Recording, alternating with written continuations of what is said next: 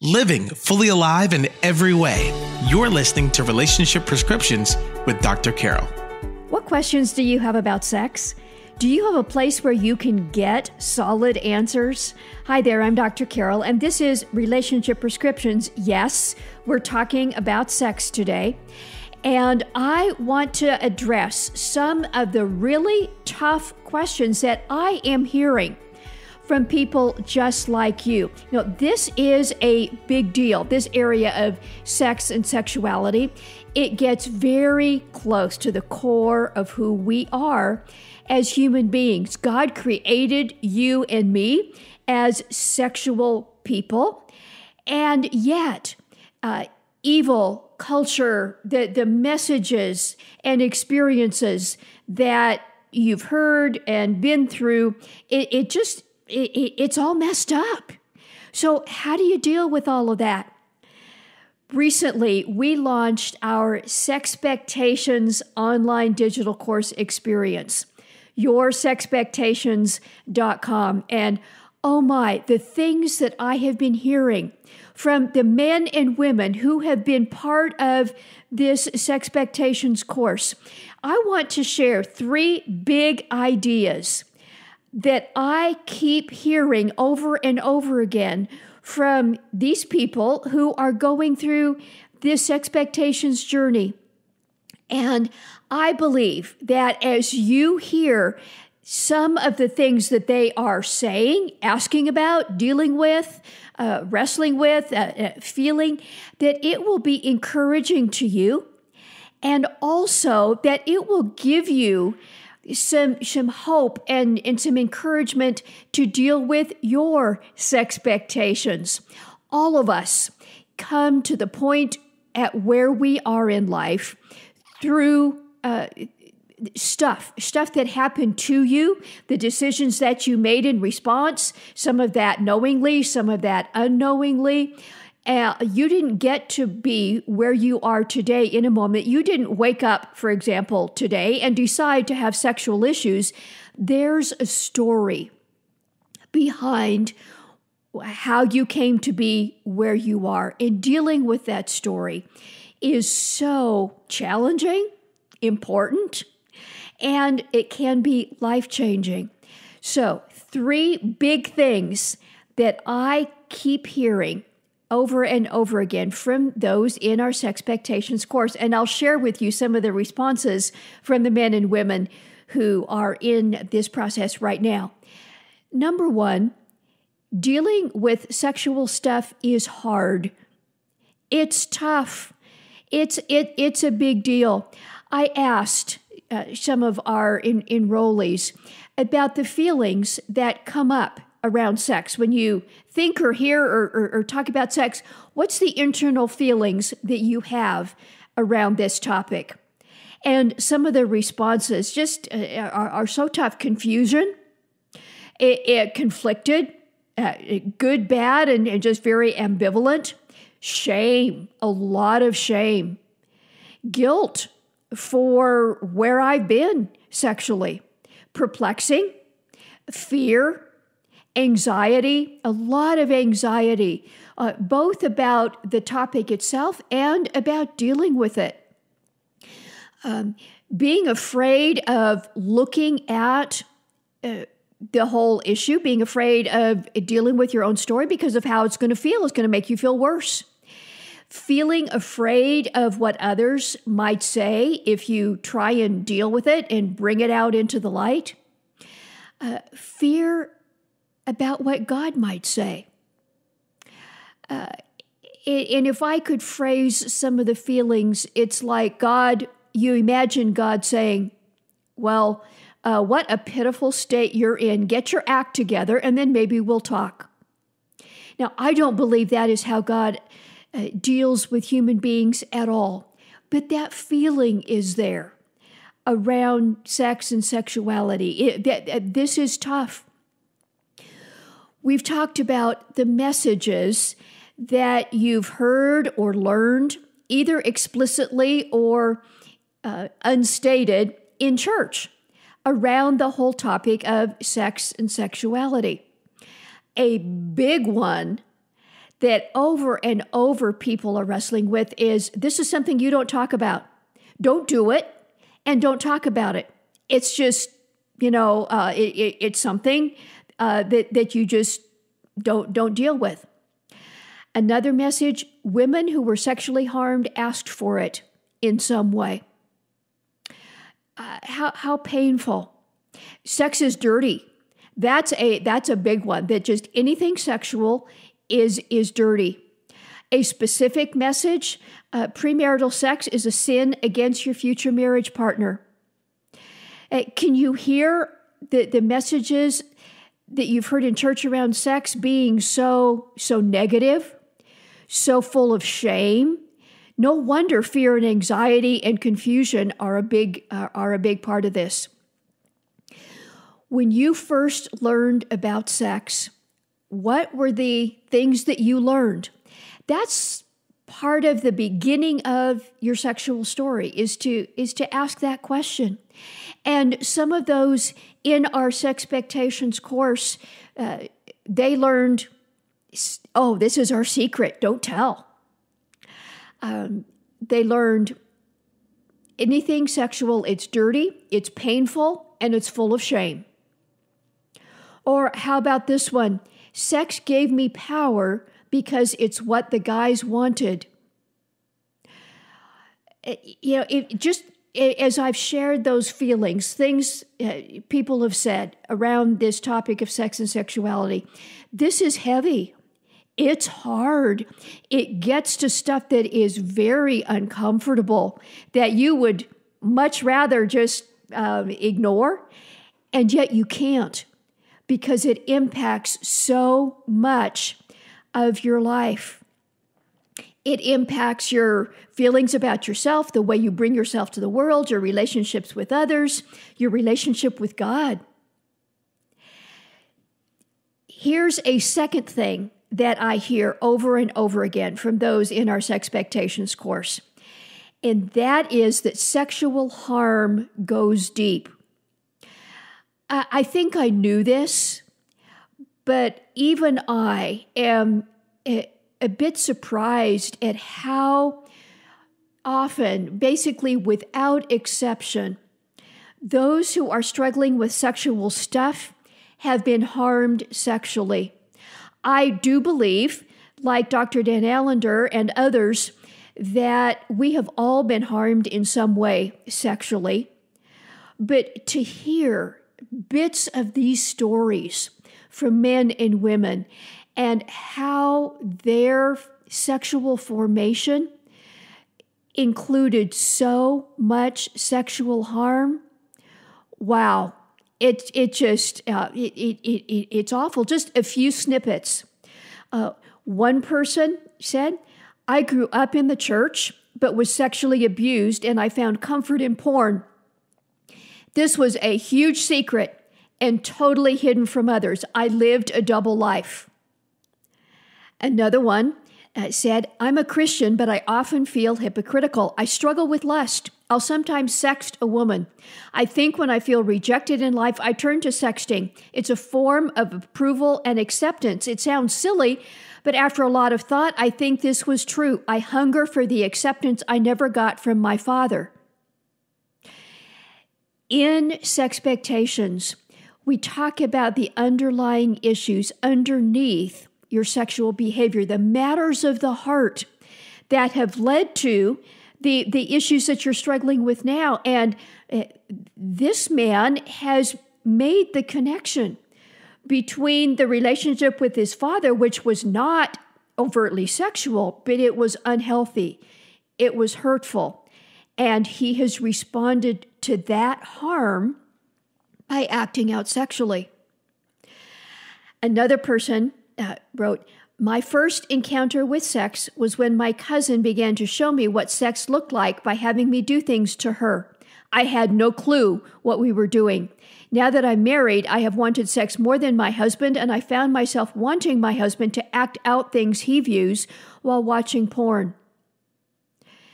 Again, the early sexual experiences and what you learned about everything related to this area, long-lasting implications. And Then here's one more.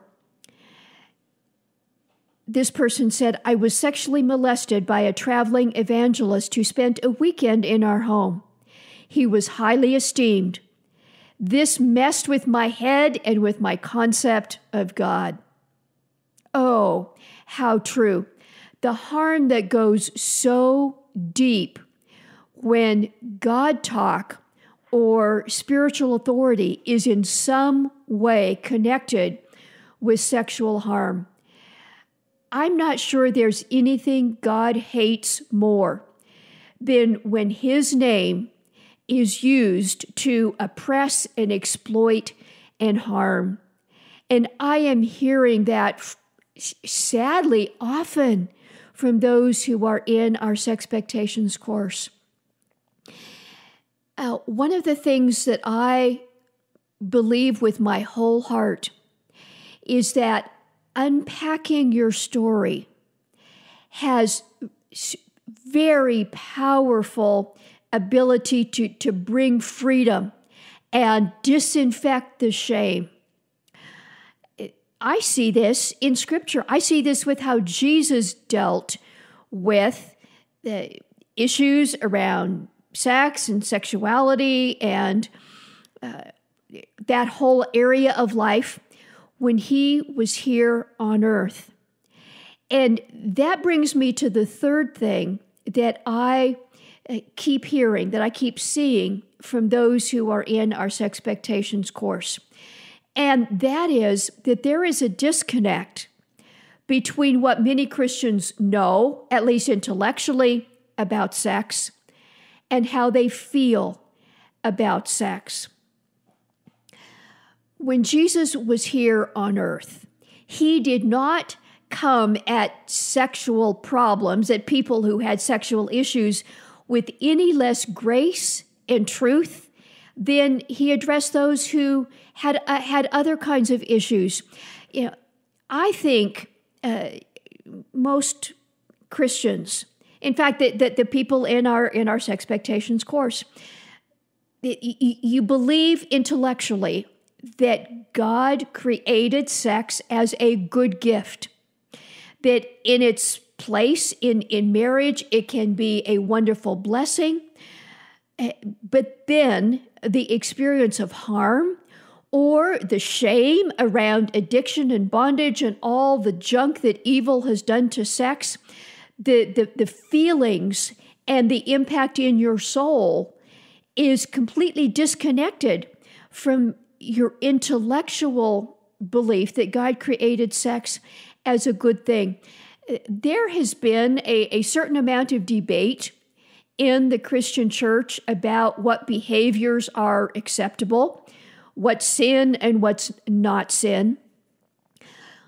But as I look at the New Testament and I see Jesus dealing with people, he doesn't talk very much about right and wrong. He talks about life and death. He talks about the abundant life that he came to give. He talks about matters of the heart much more than simply behavior. Yes, behaviors have consequences. All of us have experienced that. Behaviors absolutely have consequences. But if we only focus on behavior, the matters of the heart never get dealt with, and behavior can't stay changed very long if you don't deal with matters of the heart. That's why Jesus always comes back to those matters of the heart. I see so often with the men and women in our Sexpectations course that the matters of the heart is where you keep getting tripped up.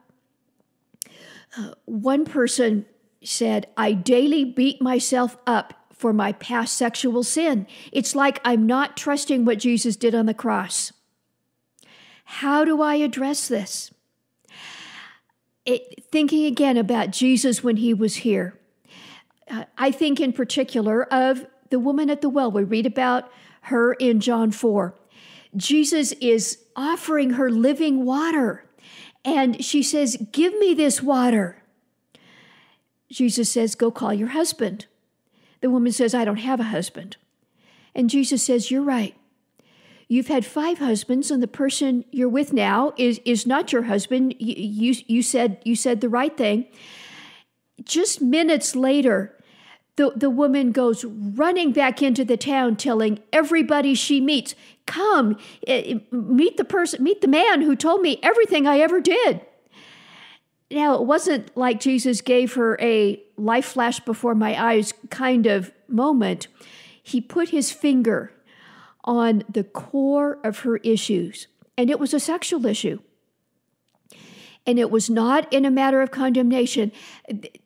As Jesus did that, it was inviting. She was drawn to him in the very way in which Jesus said, you've had 5 husbands. You're right. Jesus was putting her finger on the core issues and saying, here, I see you. I understand. Let's deal with this.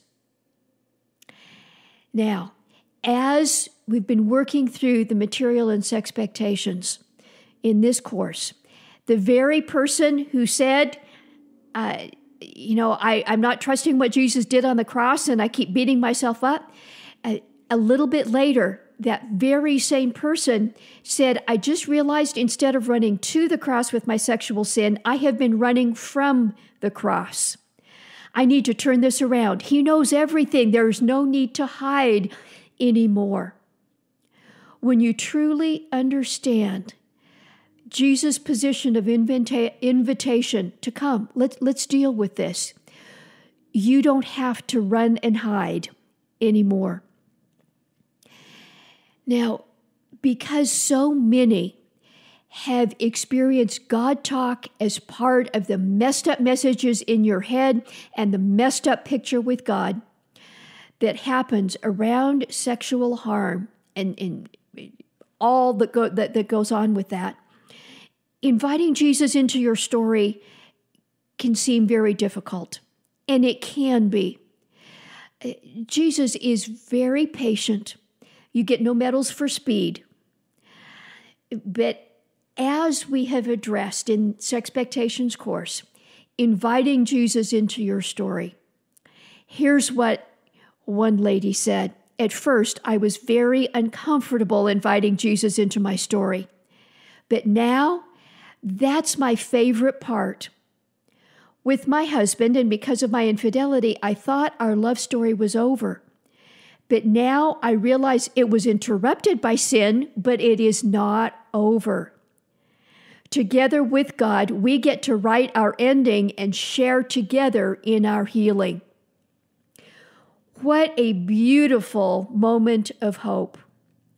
I believe that's the kind of hope that you can experience in your story as well. When you know intellectually what is true, but your heart is not connected with that, how painful that is, and how much Jesus wants to bring you change. That comes through addressing your story, your sexual story, with honesty and compassion. That's how Jesus looks at your story. There are healthy and appropriate ways to share your story, and of course, to bring Jesus right into the middle of your story. That can feel unnerving and hard at first, but Sexpectations provides you, our Sexpectations course provides you a step-by-step path to do exactly that. You don't need another list of do's and don'ts. There have been plenty of, moral formulas, and you've probably heard that over and over in church. You don't need any more of that. You need a way to deal with the matters in your heart, with all of your story. Sexpectations does that. And I am inviting you to join me. yoursexpectations.com. You can also check the show notes for that direct link.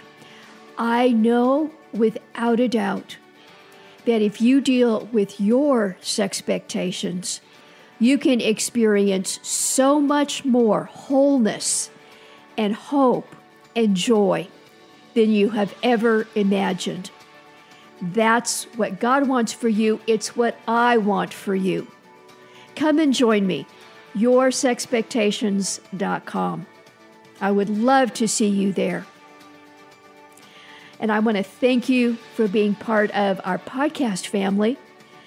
Anytime, whether about this or any episode, go to drcarolministries.com and you can leave me a message on our contact page, a question, a comment, or even a topic you'd like me to address in an upcoming episode.